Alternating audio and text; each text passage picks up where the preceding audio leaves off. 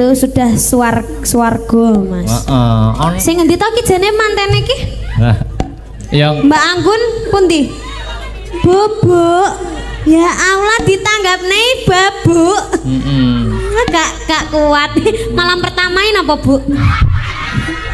Banter lek omong. Masa malah penasaran. Masa ditanggapne wayang kok mantene malah wayangan dhewe ning jero. Ya. Ayo Mas ndelok, Mas. Rumangsaku kok. Nggih, lho iki sampean iki ditunggu-tunggu lho Dik karo para warga masyarakat ning kene. Wis dianti-anti lama. Ya to lho sing mirsani uga wah banyak gitu.